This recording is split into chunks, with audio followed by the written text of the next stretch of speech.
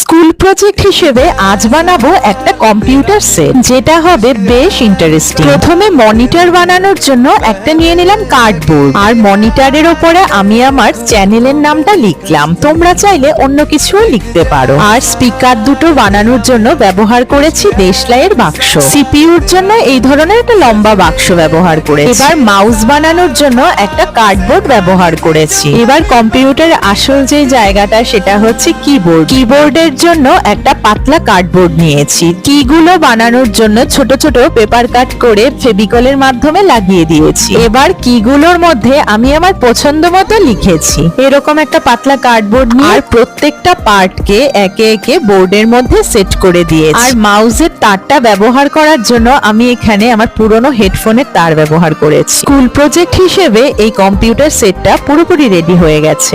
আর তোমরা জানিও কেমন হয়েছে।